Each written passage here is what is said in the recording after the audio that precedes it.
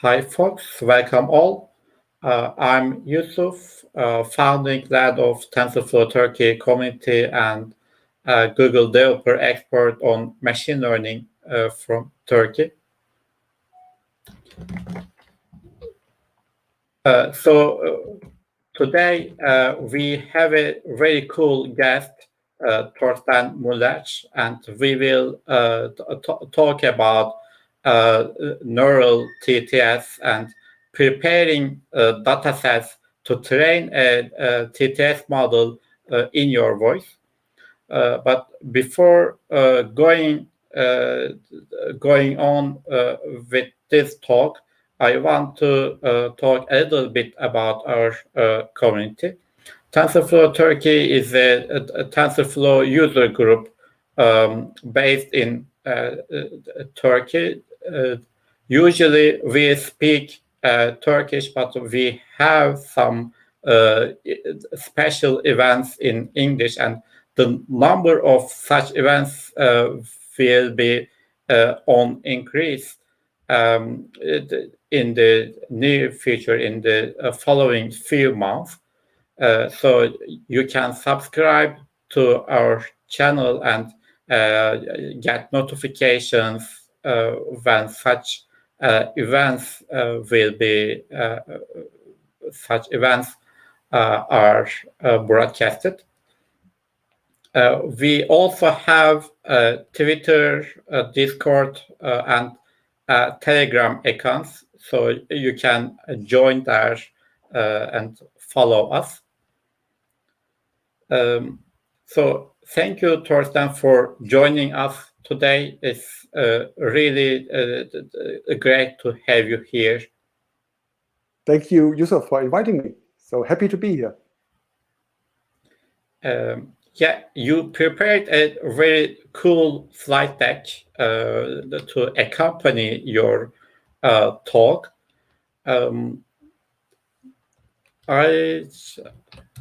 I just include your slide deck in the broadcast, and you can start your talk.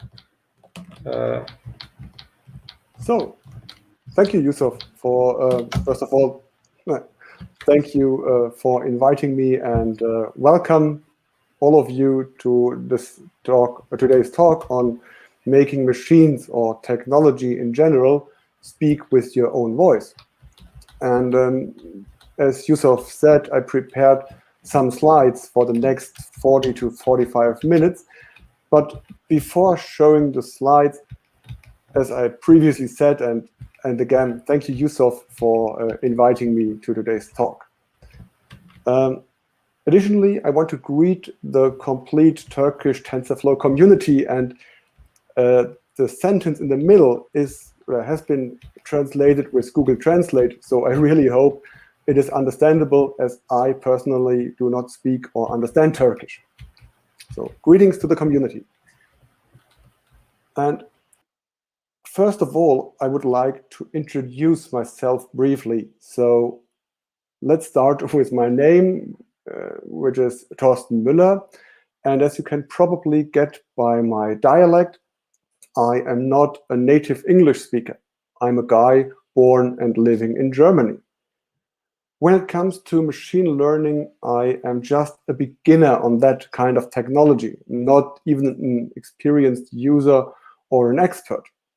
But what I consider myself to be is a technology enthusiast. So I'm really always interested on new technology and community projects on technology.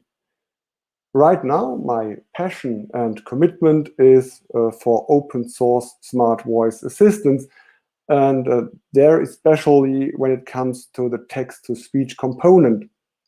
As you can get by the title, text-to-speech is the thing when you want to make technology speak with your voice, as you put in your text phrases and receive spoken audio.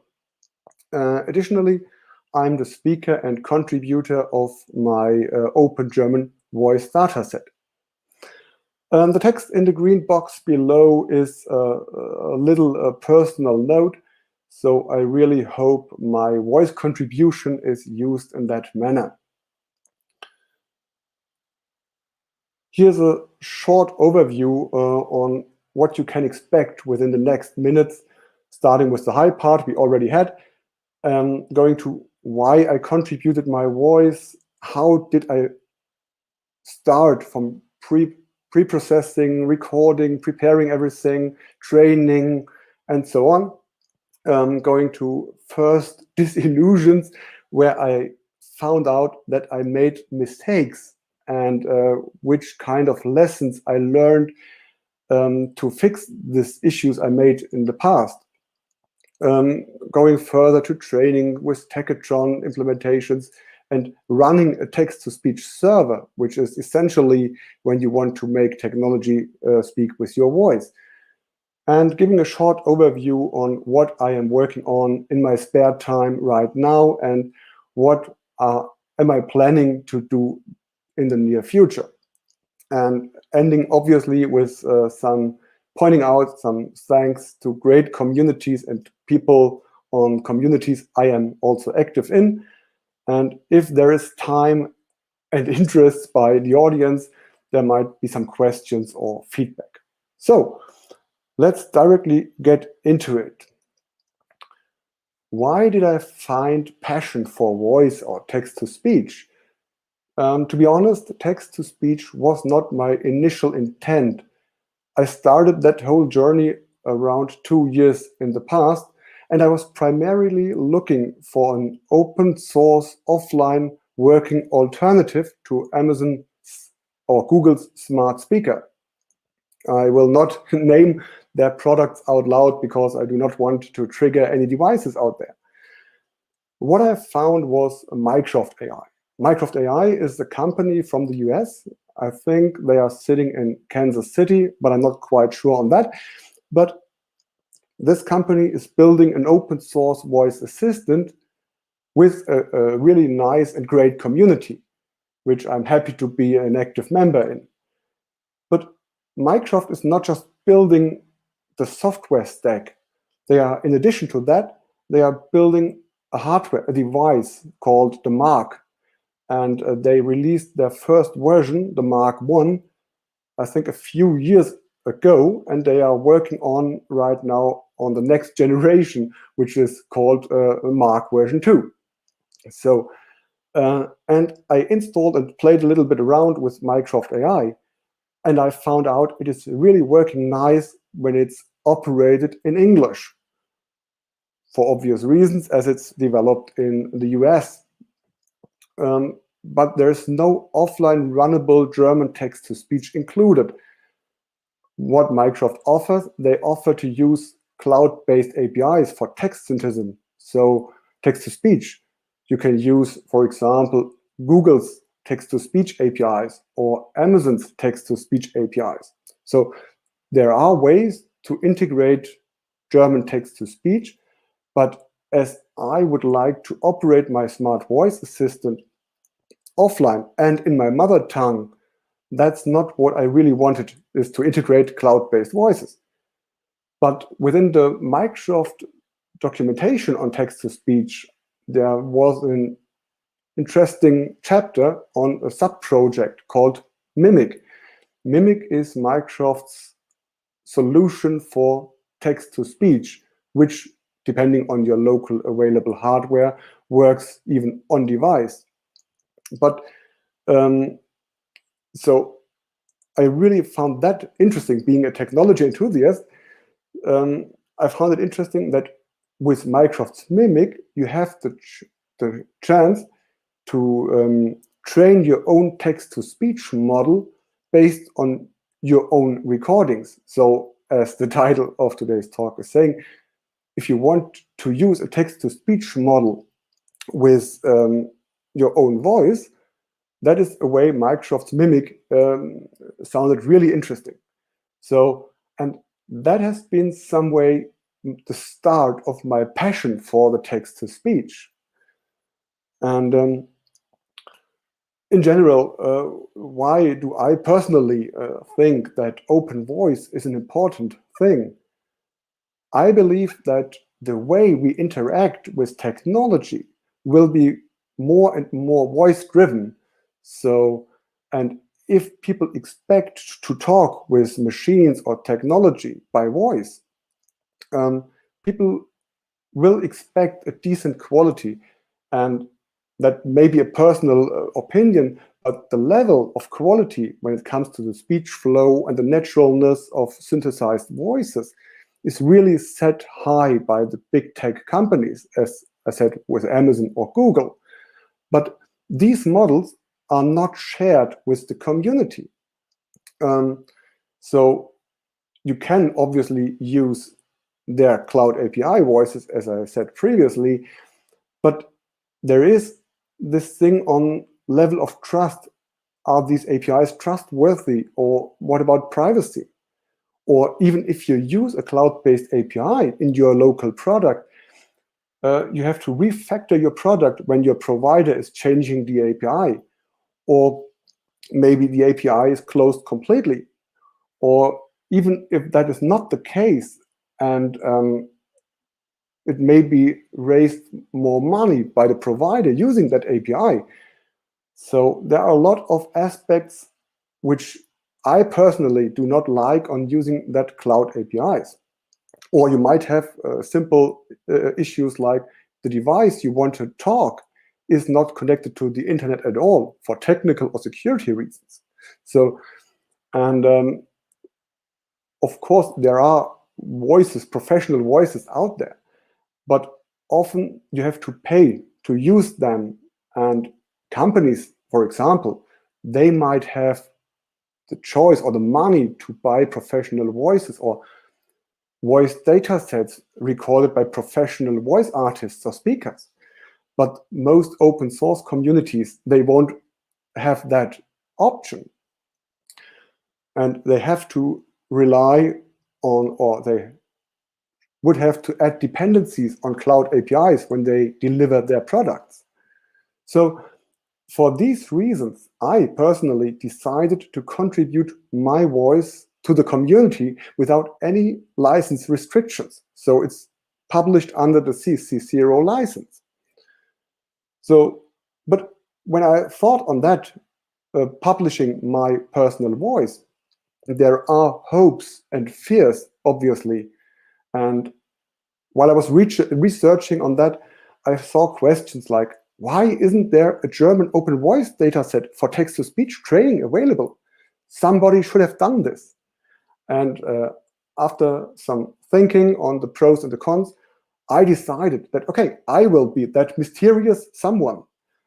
And if you are interested on why I've chosen to contribute my voice, on the positive hopes and the negative fears, I've written an article on that. But in addition to that, I've listed some of the major aspects. So on the negative side, obviously, there is misusage. So my voice is available public, and my original recordings. So anybody can use these recordings and arrange new sentences. So can split one word and arrange completely new sentences with my voice, and will make me say things that I personally would never say.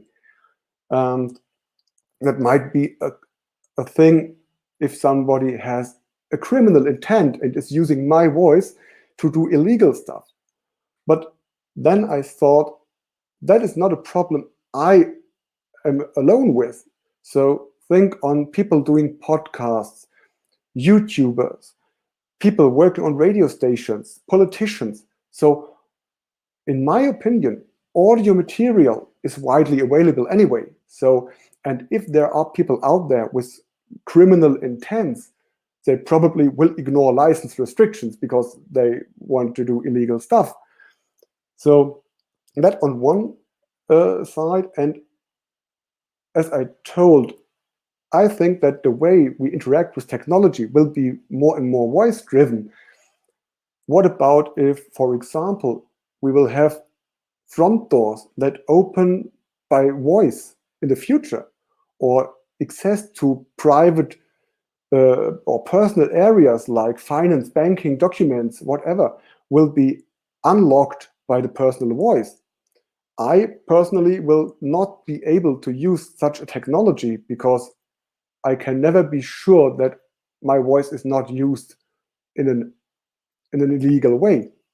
But there are, on the other side, positive aspects. I wanted to enable every project, regardless of its size, that they can offer an offline working German text-to-speech without having to add cloud dependencies to their product or projects. Think on universities or science, education, researchers. They should be able to use my data set without keeping an eye on license struggling and issues. So, and for those of you maybe know the LJ speech dataset, which is recorded by Linda Johnson and prepared by Keith Ito, is, at least in the English language, I'd say a default, a standard for voice dataset. So I hope that my contribution can help to be the German version of what's known as LJ speech for the English. And after thinking on the positives and the negative sides, I truly believe and decided to believe that humanity is good. There might be exceptions, but in general, I really believe that humanity is good. And if we share our passion and work together in a respectful way, I really believe that, I know that it's really sounding weird and optimistic, but that is the way I really believe that we can achieve great things when working together and trusting each other. So after I made my personal decision to contribute my voice, I announced it at friends and family. And as they know I'm a technology enthusiast, they were not really surprised that I'm contributing or doing that machine learning text-to-speech stuff. In addition to that, I announced it in two communities I'm happy to be active in. That is, on the one side, the Microsoft AI chat and the Mozilla text-to-speech discourse channel. And as you can probably get by the two screenshots I share here, I opened this thread announcing that I'm planning to contribute my voice under CC0 license that happened by the end of the year 2019. And this thread has really been active, and it has over 200 replies and has nearly 8,000 views. So that was the point where I knew that there is really an interest on that, not just because I find the idea nice, and but it is for interest for a lot of people. So I was really impressed by the feedback of the community. So, but let's go to the how part. What did I need to prepare, and which steps did I need to do to get a text-to-speech model of my own voice? And the first thing is you need a text corpus. That is basically a CSV file with one sentence on each line. And the first thing you have to think about if you are planning to make your own voice data set is, do you plan to do this just for your personal and private usage, or are you planning to give your voice data set away to the public? Because if you plan to give it away to the public, you have to be sure that the texts you use in your corpus are okay to be published when it comes to license restrictions. So you cannot take any text you find on the internet, put it into your CSV file, record it, and give it for free to the public. That might bring some legal issues with the copyright owner. Personally, I've used Mozilla's Common Voice project corpus, which is compatible by the license CC0. And you have to clean that text. What does it mean? You do not have any numbers, so not the integer value or abbreviations on that. You have always the long written form in that.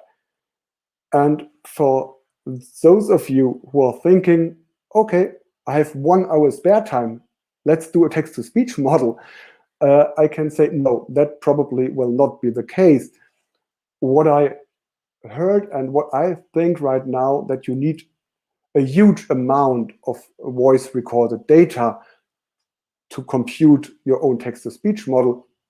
I personally read and heard that a minimum of 16 hours is at least recommended. Might be worked with less, but it's a recommended value. Then, for obvious reasons, you need a recording software. So I used, and I really can recommend that, I used Microsoft's Mimic Recording Studio, which is easily to set up because it's running as a Docker container. So you just build and start your container, and it's bringing out a nice and simple web UI.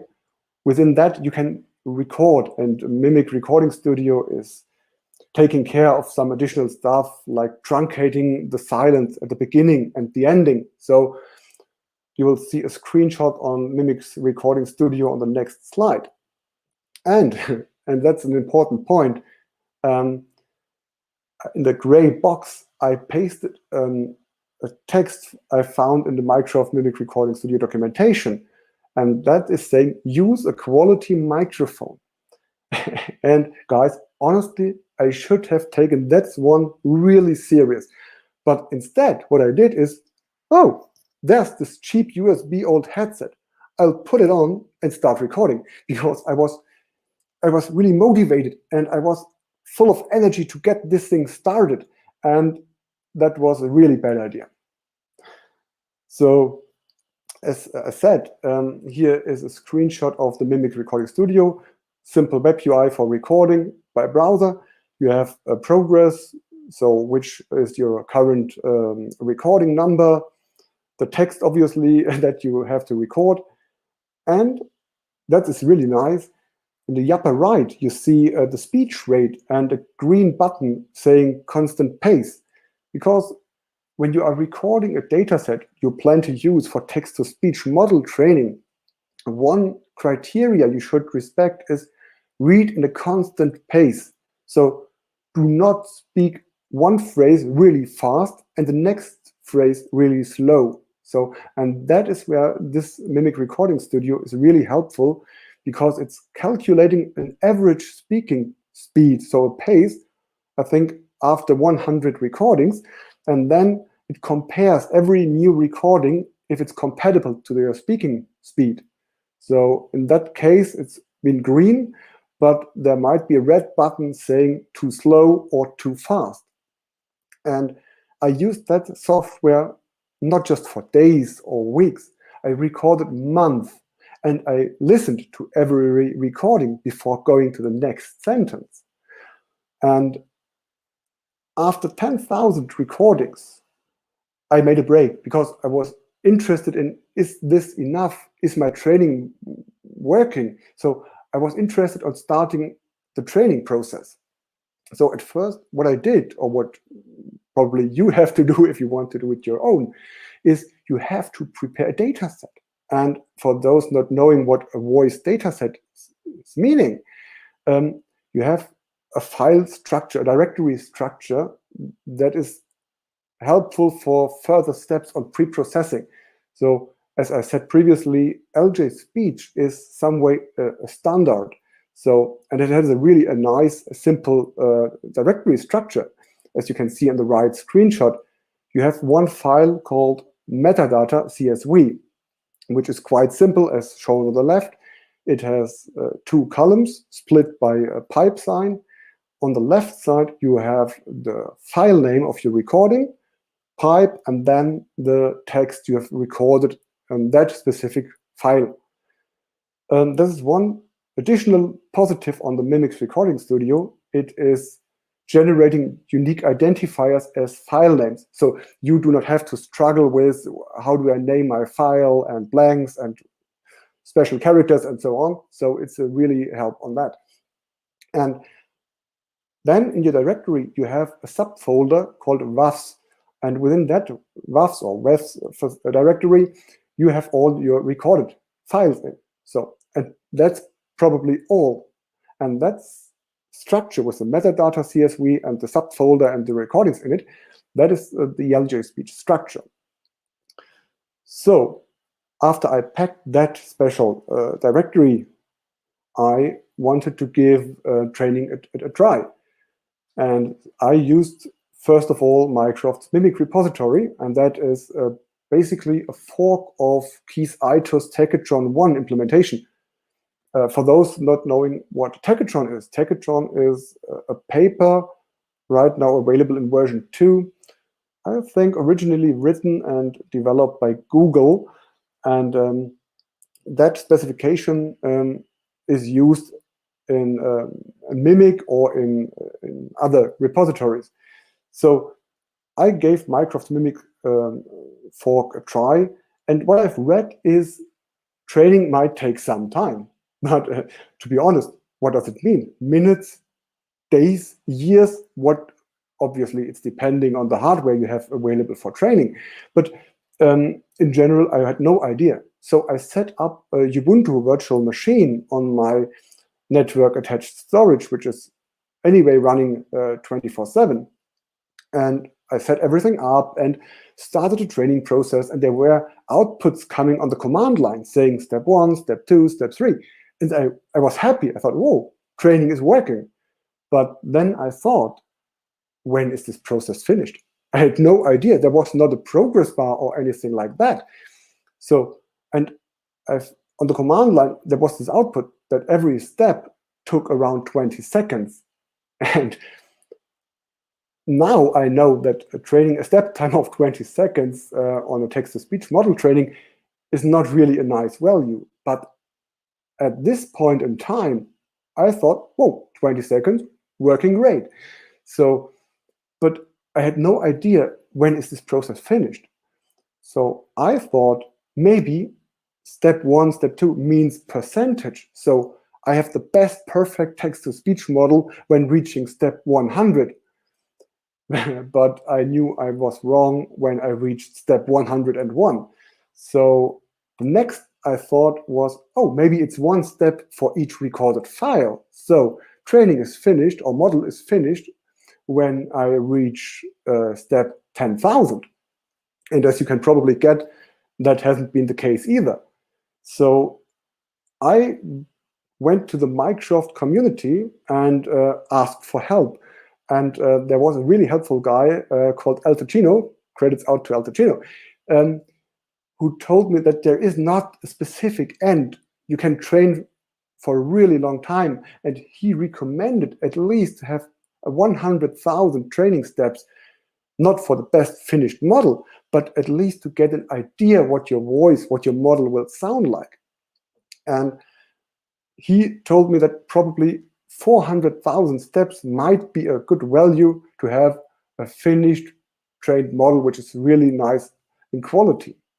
So I thought, using a step time of 20 seconds and 400,000 steps is the goal.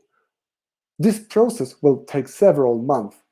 And so I switched my training environment back from my network attached storage to my local desktop computer, which has an NVIDIA graphic card with CUDA, so GPU support.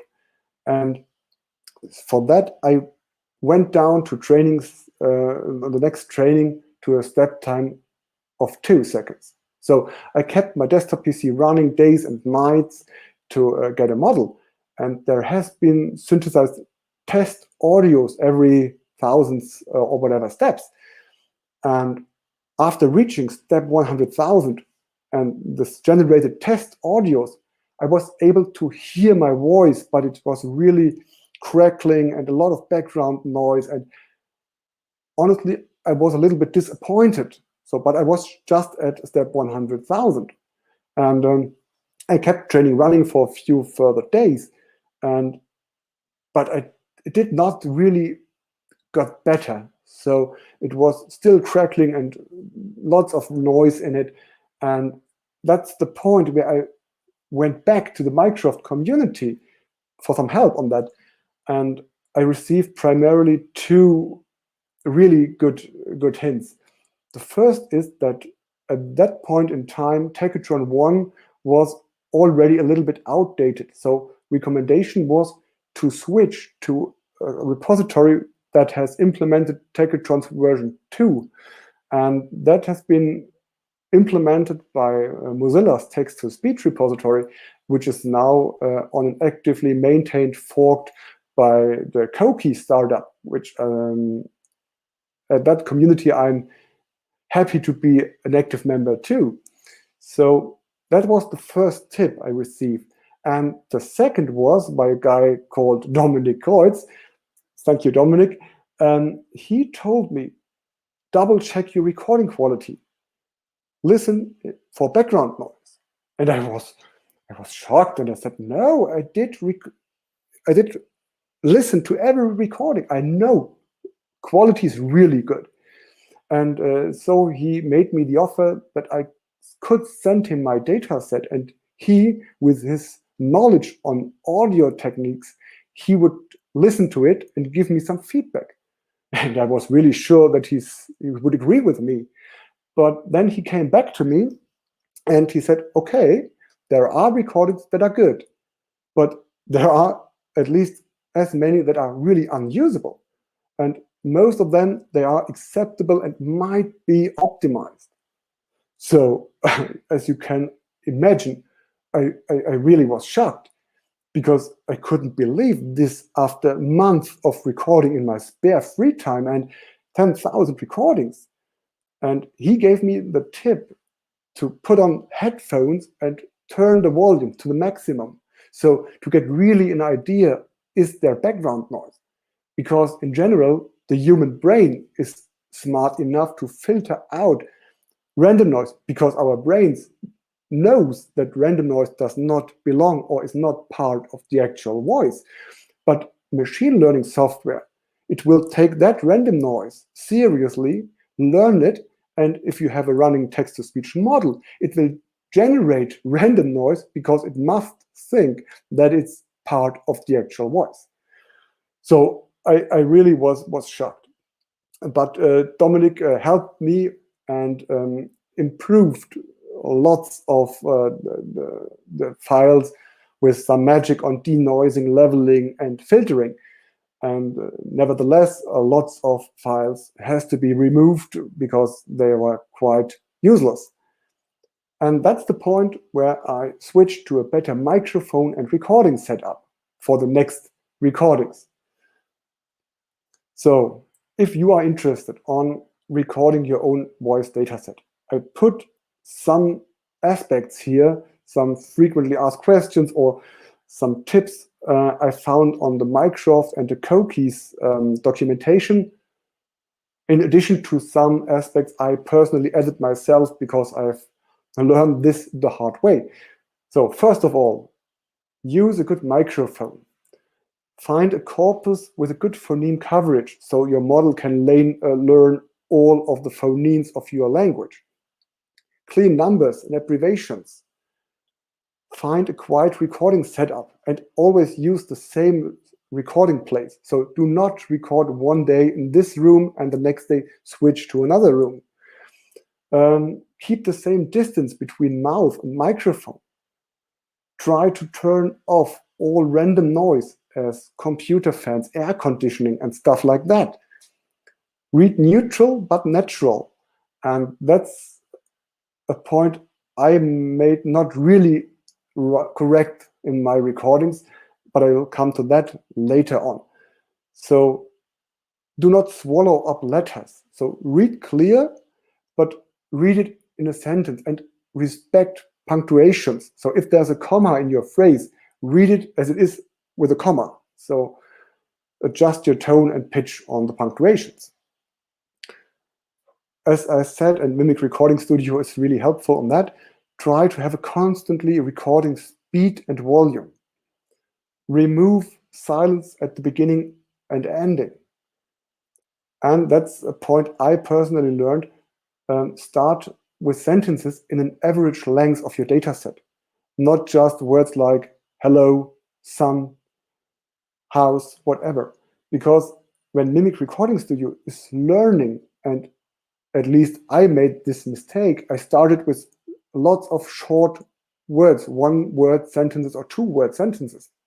And the problem there is when you have just one word, you pronounce it really clear, such as hello, for example. And this is spoken a little bit slower than as embedded in a complete sentence. Hello, the sun is shining. So for the computation of the average speech speed, start with average length of your dataset. Check your recordings in, as I said, in a high volume, so that you really can filter out and get an idea, is there background noise? If you can hear sounds from the outside, like a barking dog, for sure your microphone will hear that too. So record this phrase again. Do not record 8 hours a day to push that to an end. So take your time, record max 30 minutes and then make a break to relax your voice, and stop after 4 hours on one day, so that your voice has time to relax. If you are ill or have a cold, please do not record, because your voice probably will change on that. Read mistake-free, and even if your corpus or the corpus you are using has, for example, a typo or the grammatic is incorrect, read it the way it is shown in the corpus. Do not think, I know there is a wrong grammar or a typo in. I read it as it should be. No, read it the way it is written. And I'm not sure, did I mention to use a good microphone? Okay, obviously. But keep in mind, you won't get a good text-to-speech model on bad recordings. Now, keep that in mind. Do not make the mistakes I made. So, but after optimizing the complete data set and whatever, it was time for training. And as I said, I switched to Tachytron 2 implementation provided by the Koki startup. And there I've trained 2 models with 2 Tachytron 2 implementations or models. One is the dynamic convolution attention and the double decoder consistency. So I've trained a Tachytron 2 model, and that model is generating MEL spectrograms. And to hear these MEL spectrograms, you need a so-called voice encoder or vocoder. Voice encoder, so-called vocoders. And the Koki repository has really a lot of voice encoders they support. A lot of hi-fi GAN, full band Melgan, and so on, up to wavegrad or wave RNN. If you are interested on the specifications on these implementations, there are plenty of papers and audio samples available on the internet. What you have to keep in mind when it comes to the voice encoder, they differ on the quality of voice that is generated.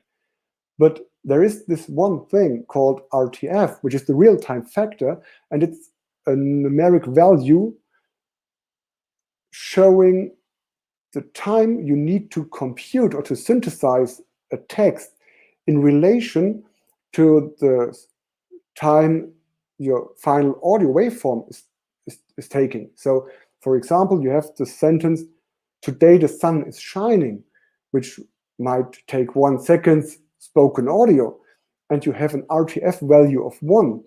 It will take exactly 1 second previously to generate that waveform. So, and that is, for example, if you have a bad RTF of 10, that phrase, "Today the sun is shining," will take 10 seconds before it can be outputted to the user. And depending on the use case you want to use your text-to-speech model for, you have to keep that in mind. because think of a smart voice assistant. When you ask your assistant, what time is it? And this takes 5 minutes to compute the answer. Your voice assistant will respond 5 minutes later with the wrong time. So that is not really an acceptable situation. So keep this RTF in mind based on your personal use case. So I have to look on the time. I've promised Yusuf to not take longer than 40 to 45 minutes, but I hope I get 2 or 3 minutes extra. So when you have trained your text-to-speech model, you have to run a server component because you want to use the technology or the machine. You want to talk in your voice. It has to call your text-to-speech server with a text and return back the audio waveform. And that is where Koki is, again, the point. They have a built-in text-to-speech server, which offers on the one side a really nice and simple web UI, as you can see in the screenshot here. But probably if you want to integrate it in your back-end components and communication, you probably will not use that web UI just for testing purposes. You can, as I've written below, you can use a simple API call to your server and parse that text within the URL. And that text-to-speech server will return a waveform of the sentence you've put in. So that's quite easy. You can run that text-to-speech server offline, no dependencies on cloud. You can run it with pre-trained models, or you can run it with your own private-only, locally trained text-to-speech models. Here's this process shortened, the shortened version. So I started recording my data set using Microsoft's Mimic Recording Studio. I can recommend using it, but probably every audio recording city or audio recording software will do that job. Because I made a lot of mistakes with microphone setup, and I didn't take the tips too serious or serious enough. I had the luck that Dominic was really helpful on audio optimization. So putting that into that LJ speech file and directory structure, I then had my Thorsten neutral dataset. A first training experience with the Microsoft's Mimic Tachytron 1 based implementation, and then switched to Koki's Mozilla maintained fork Koki Tachytron 2 implementation. So I trained my models and was able to run my text-to-speech model completely local. And that is, I could set up so Mycroft now has compatibility with Koki's text-to-speech server. So it's easy to configure Mycroft devices using a local operated Koki text-to-speech server.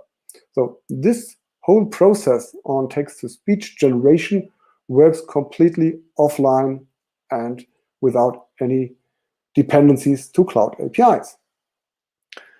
Here are some facts on my neutral data set.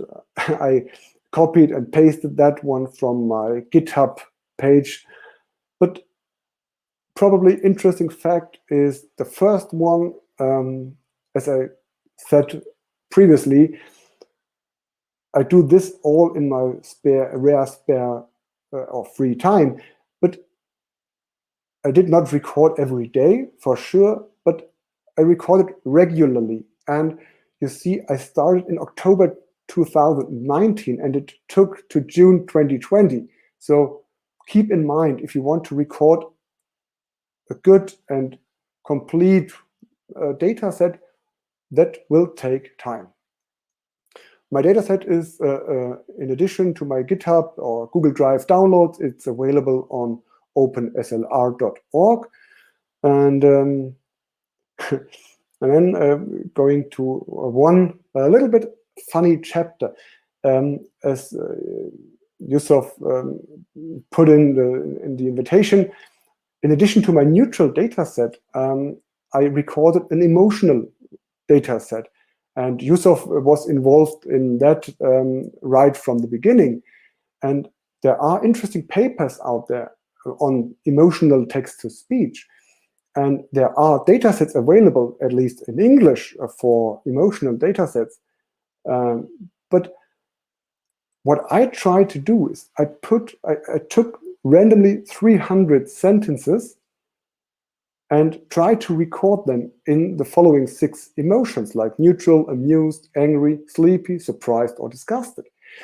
And that has been funny, but it's been more challenging than I initially thought, because to pronounce a sentence in an emotion that does not fit that emotion by its context is not really that easy. And so I tried to do that, and on my first test runs I did, I found out that if you are speaking with a person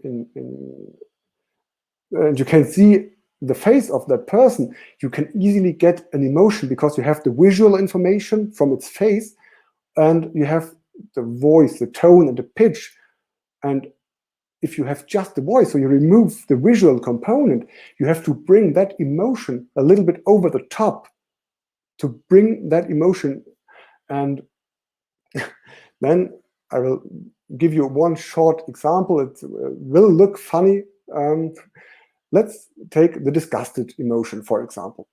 And the sentence, the yellow bike has not been sold, which is not really an emotional sentence at all. So what I did to pronounce this sentence in a disgusted way, for example, I thought on a situation where I would probably be really disgusted, such as seeing anybody eating food that I personally do not like at all. So in that situation, I put that into my mind, and I thought, how can you eat this? So, and I've made this several times, and I looked into the mirror and I took notes. What are my muscles do in the face? What is my body language? I've written notes on what is my body doing, reading or saying a phrase that I've really disgusted. And then I tried to reproduce that with the 300 neutral sentences in the data set, such as, the yellow bike has not been sold. So I know that's funny, but I really had a lot of fun recording that, and it looks weird and probably it sounds weird. So please keep one thing in mind. I'm not a voice actor. I'm no professional speaker at all. I'm just a guy sharing his personal voice with the community under CC0 license. So please do not expect high-class voice data sets. I tried my very best, but in general, I'm not a professional speaker. So what I'm working on right now, and that's where it's coming to an end. So what I'm working on right now is I'm finishing training and planning a release of a full band Melgen voice encoder for my dataset, which has a really nice RTF. And so it might be more useful for example, Microsoft voice assistants. In addition, I'm recording a drunk and a whispering a data set to add it to my emotional data set. The next steps are, I want to release that emotional data set on openslr.org as it's released for my neutral data set. And I want to retrain my DCA and DTC Tegatron2 models because Koki has removed the phonemizer or components on that because of, I think, license restrictions or anything like that. So I'm not 100% sure on that. And then I said, speak natural. So I will re-record my complete neutral data set, as I'm not really satisfied with the naturalness of the speech flow. And that is an issue I made because I wanted to pronounce every word really correct, and I did not to swallow any letters. So I did that, but for that reason, the naturalness got a little bit lost. So, for example, the yellow bike has not been sold, which is probably spoken naturally. So the yellow bike has not been sold, and I recorded it a little bit over the top now, but the yellow bike has not been sold. So every word by itself has been recorded quite good, but the naturalness of the voice got lost on that way. But okay, and as I have learned my lessons, I will use a good microphone and recording location from start to finish, so that Dominic has not to do my audio optimization part again. And of course, I'm hoping to stay active in Mycroft and Koki's community, which I can really recommend taking a look. We are always happy to welcome new community members, so please check out that communities. And as I'm coming to an end, I want to say thank you for lots of people. Without them, probably I would not have not brought that process to the end. No, I'm not at the end, but not to that point where it is right now. So Mycroft AI and Koki, I've mentioned these communities several times. So on the Mycroft side, there's Chris Gasling. He is the community manager of Mycroft AI. Dominic Kreutz, without him, probably this dataset would not exist. Al Ticino, same. Andreas Reinle for providing a nice corpus for German. And the Koki side, Aaron, who's the main developer of Koki's text-to-speech repository. Alexander, he's an expert compared to my personal knowledge. He's an expert for everything when it comes to text-to-speech. And there are many, many more. First of all, Yusuf, who invited me, thank you again, to today's talk. And he trained a really nice model based on my data set. So thank you again for that. Michael, he's the owner or main contributor of the Raspy voice assistant. Ripodiak, who made a German phoneme text cleaner. Cassie Reed, she's been the former community manager of Mycroft and is still part of that community. So, and probably there are many, many more, but that would really would not be fitting in that time period to name them all. So thank you guys. Without you, and I really appreciate your support, these data sets would not exist. So really, thank you. And that's it for my talk. Thank you, Thorsten. Wonderful presentation. It was full of great tips to train a TTS model with our own voice. So a lot of lessons to learn from your personal experience, and also some funny tips from emotional side.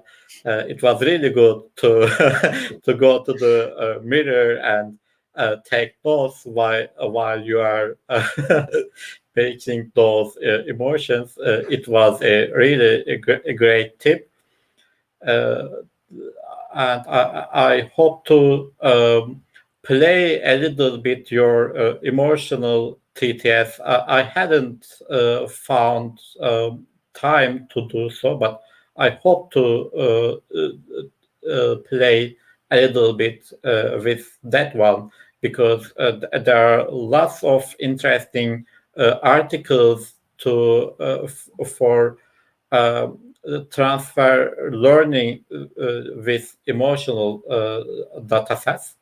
I will try to train one such model in German.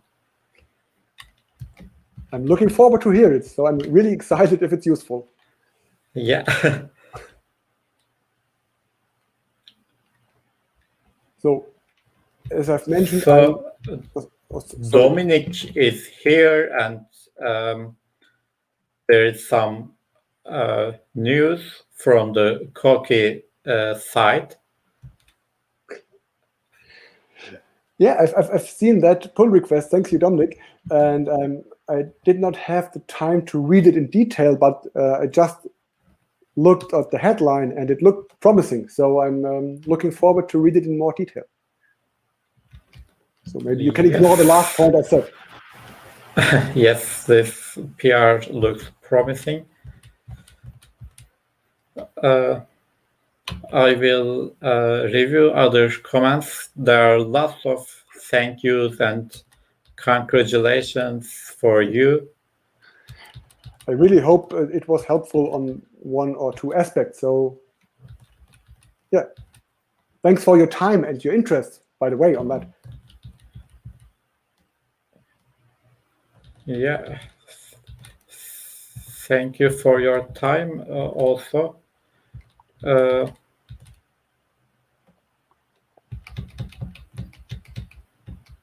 I saw a question, but couldn't find it now.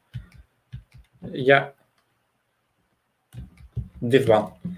Actually, this is a question about the evil use of your speech dataset for fake speech generation. Yeah, that's one of the fears that the voice contribution is misused for illegal stuff. And so, yeah, that is a negative aspect for sure. But as I said, there is a lot of audio material widely and easily available on the internet. So that's a question anybody has to answer for himself.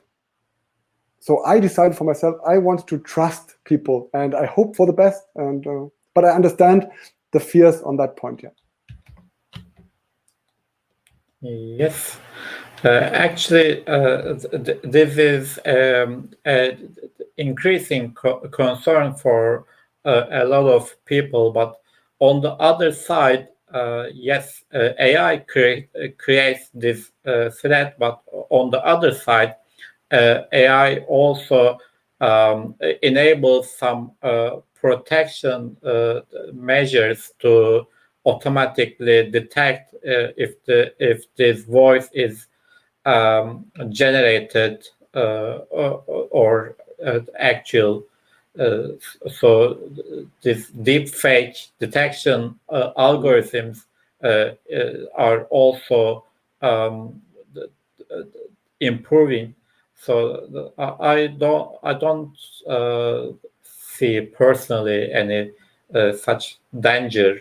And as you said, there are lots of publicly available datasets under the terms of different licenses.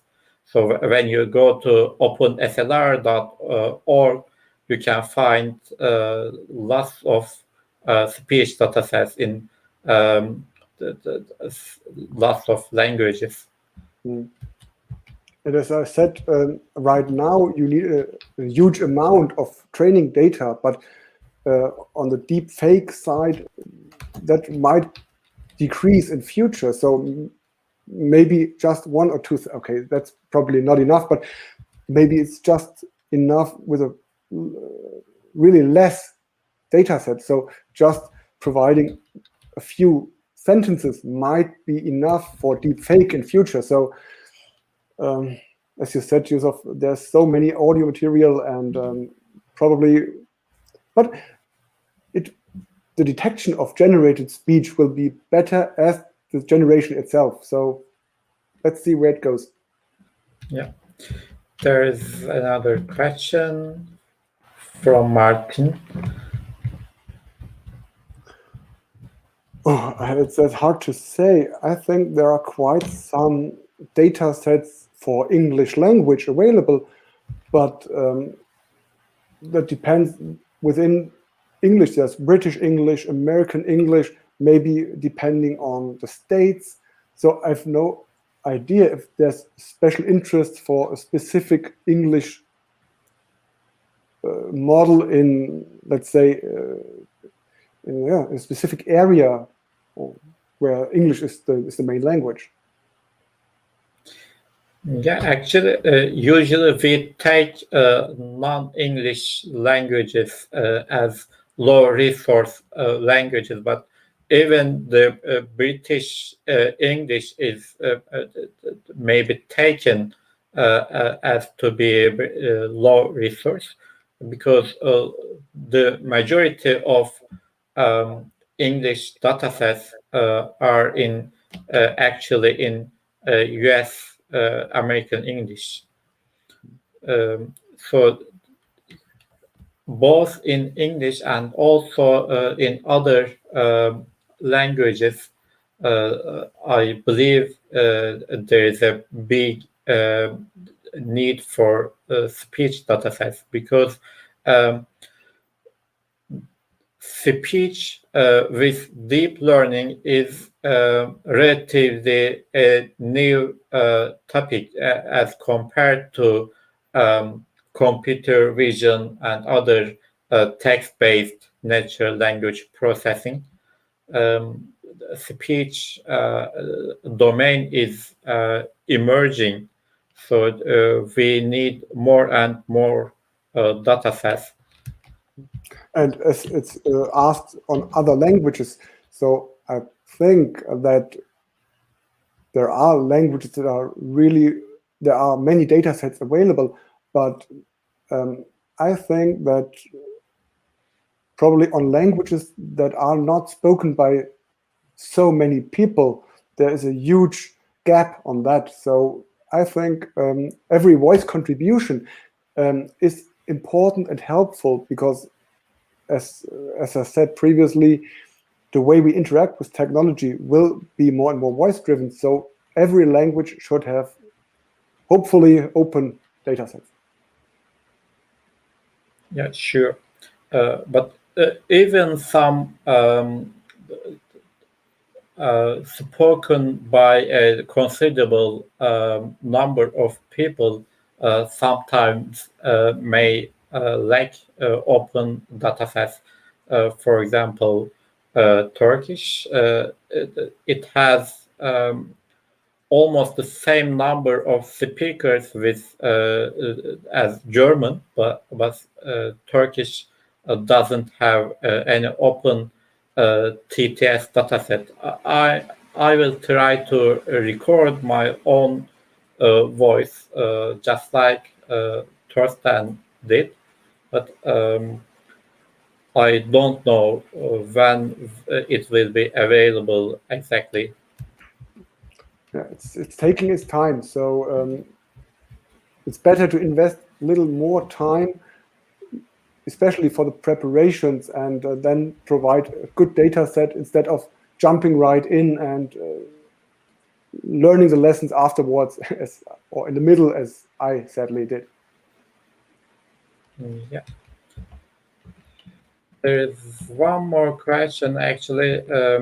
Maybe we can talk a little bit about how folks can get started, where they can get started from some good starting points, because I received several questions in the last few weeks. So there is a increasing demand for neural TTS training. Yeah, I understand that point, because I'm active in the Koki text-to-speech community, and there is really nice documentation, but I have to say, you have to be a little bit technical inside technical, and you have to.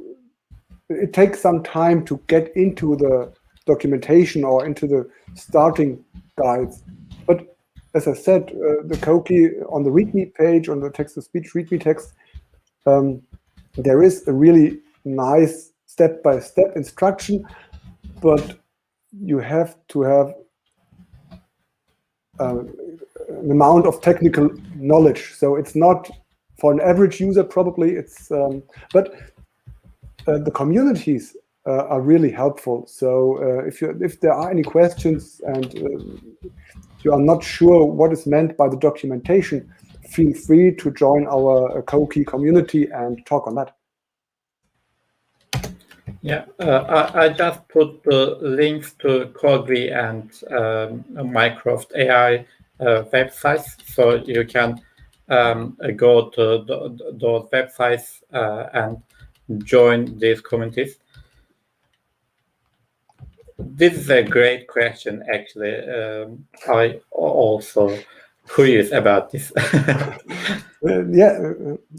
Thank you, Martin. That's really a good question. So probably it feels weird. So I have set up a Mycroft device I use personally for developing and testing tasks, talking with my voice.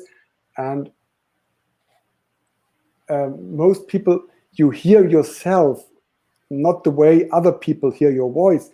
But as I've heard my voice recording several times, I know how I sound. And it feels really weird to hear that. So I'm not sure if I want to use a Mycroft device, for example, talking in my personal voice. I hope, I'm not sure, that's a personal decision if my voice is nicely enough for your or for other people's voice assistant.